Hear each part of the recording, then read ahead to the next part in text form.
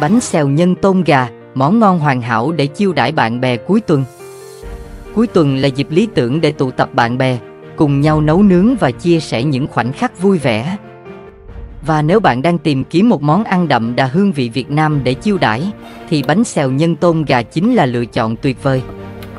Với lớp vỏ giòn rụm, nhân tôm ngọt thịt và thịt gà mềm thơm, bánh xèo không chỉ ngon mà còn mang đến sự gắn kết giữa mọi người qua những tiếng cười và niềm vui trong buổi gặp gỡ. Nhắc đến bánh xèo là nhắc đến hình ảnh chảo bánh giòn rụm, nóng hổi. Phiên bản bánh xèo nhân tôm gà mang lại sự kết hợp hoàn hảo giữa hải sản và thịt gà, tạo nên hương vị đặc trưng khó quên. Lớp vỏ bánh vàng giòn hòa quyện với nhân tôm tươi ngọt, thịt gà thơm lừng, cùng giá đỗ thanh mát, tất cả tạo nên một trải nghiệm ẩm thực hấp dẫn, khó lòng bỏ qua.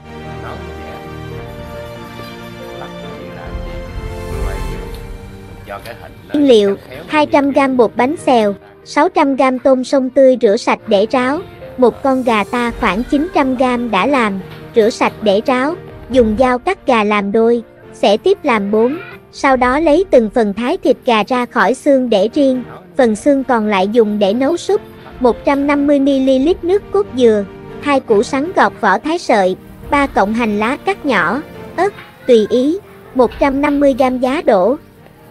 Rau sống, xà lách, rau thơm, húng quế, đặc biệt xứ núi còn có rau rừng là ngành ngạnh, tất cả rửa sạch, ngâm nước muối loãng 15 phút vớt ra để ráo. Dầu ô liu, dầu hào, tiêu đen, muối hồng, đường nâu và gia vị khác theo khẩu vị gia đình. Nước chấm, pha từ nước mắm, chanh, tỏi, ớt và đường, điều chỉnh theo khẩu vị.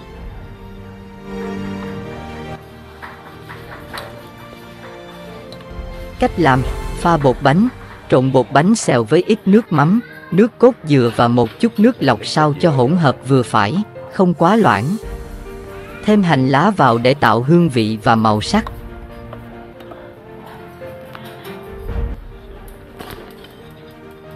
Chuẩn bị nhân, tôm cho vào nồi hấp cùng chút muối và hành tím khoảng 15 phút cho đến khi tôm chín vỏ vàng óng ánh và dậy mùi thơm phức.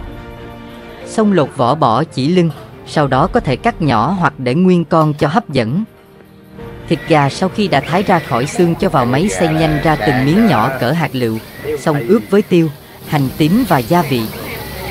Tiếp tục lấy phần thịt này cho vào chảo đã để ít dầu ô liu và tỏi đã phi thơm, xào nhanh lửa lớn trong khoảng 2 đến 3 phút cho đến khi thịt gà chín vàng và thấm vị, vớt ra đĩa.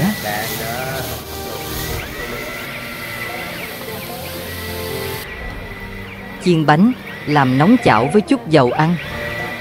Khi dầu đã nóng, đổ một lớp bột mỏng vào chảo và nhanh tay xoay đều để bột dàn khắp mặt chảo. Lần lượt thêm nhân củ sắn, tôm và gà vào giữa, đậy nắp lại khoảng 3-5 phút rải thêm giá đổ lên trên để bánh chín vàng và giòn.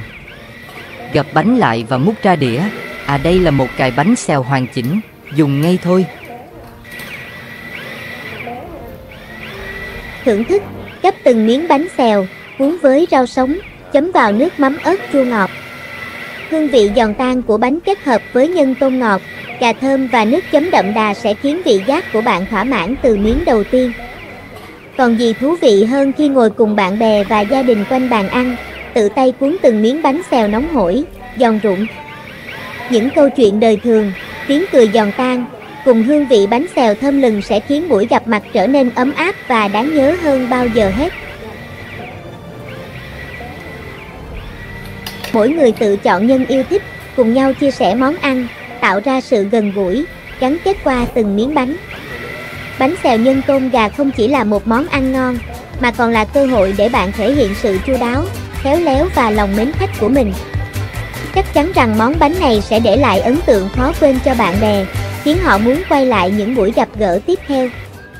Vì vậy, hãy chuẩn bị ngay nguyên liệu và cùng bạn bè thưởng thức món bánh xèo nhân tôm gà ngon miệng, thú vị trong dịp cuối tuần này nhé!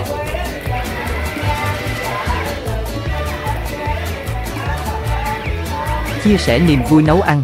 Nếu bạn đã thử món này hoặc có bất kỳ công thức nấu ăn ngon nào khác, đừng ngần ngại chia sẻ với chúng tôi. Bạn có thể tự quay video hướng dẫn nấu ăn, có 2 cách để chia sẻ. Cách 1. Tải video lên Google Drive của bạn và gửi liên kết yêu cầu chỉnh sửa của bạn trong phần bình luận. Cách 2. Gửi video đã chia sẻ của bạn đến thư mục Google Drive của Hà Thanh có nêu trong phần mô tả và cho chúng tôi biết trong phần bình luận. Chúng tôi rất vui khi được hợp tác biên tập và chia sẻ những công thức tuyệt vời đó với cộng đồng.